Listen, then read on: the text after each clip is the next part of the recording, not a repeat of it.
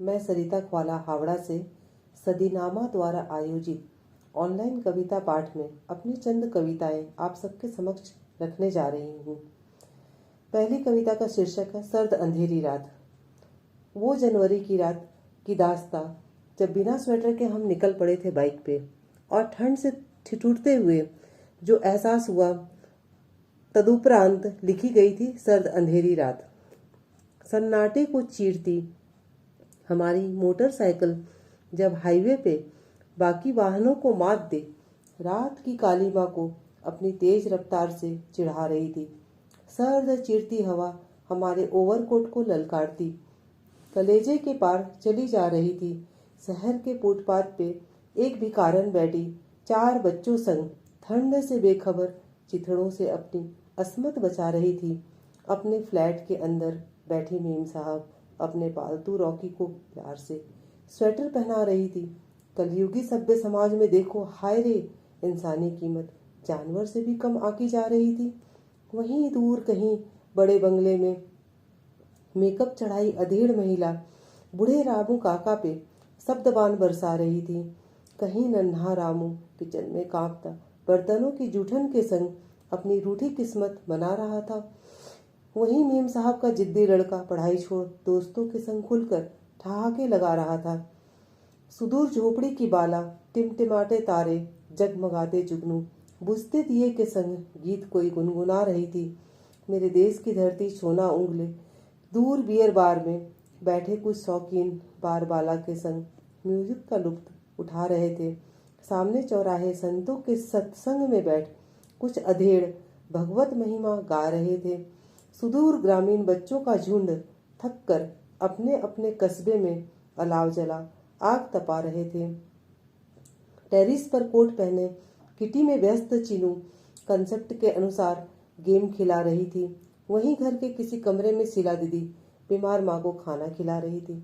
Muffler jacket पहने कांपता सुरक्षाकर्मी मेन गेट पे आगंतुकों को सल्यूट करे जा रहा था। नदी पार मरघट में कुछ भीड़ डूबे गम में खो स्वजन राम नाम की सत्यता समझा रही थी। पास ही एक महिला प्रसव वेदना के उपरांत नवजात शिशु पा अत्यंत हर्षा रही थी। स्वाधीन है आज हम करोड़ों लोगों की जाने, लेकिन गरीबी और भूखमरी से जा रही थी। दूसरी कविता का शीर्षक है घर के पिछवाड़े का पेड़।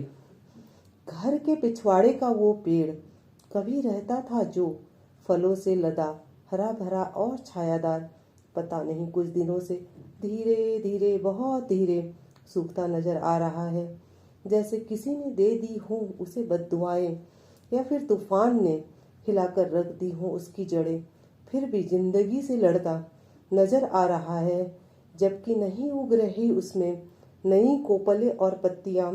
आज जब उसकी सूखी टहनियों की छाया पड़ी मेरे ऊपर, महसूस हुआ मानो उसका होना पिता के होने सा है।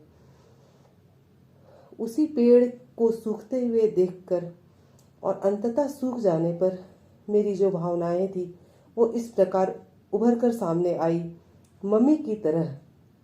कविता का शीर्षक है मम्मी की तरह। घर के पिछवाड़े का वो पेड़ तस्वीरों में आज भी दिखता है, जब वो हरा भरा संवेदनाएं मेरी फिर से हो उठती हैं हरी, बिल्कुल उसी हरे पेड़ की तरह जो खड़ा हुआ है कंकाल बनकर। पिछले चंद महीने से झर रही है उसकी चाल, मानो अंतिम अंश भी दे जाना चाहता हो हमें। आज भी होता है पक्षियों का वहाँ बसेरा, चिपकी होती हैं उसके सीने से गिलहरियां, मानो चीर निद्रा से हो रही हो उसे उठाने की कोशिश।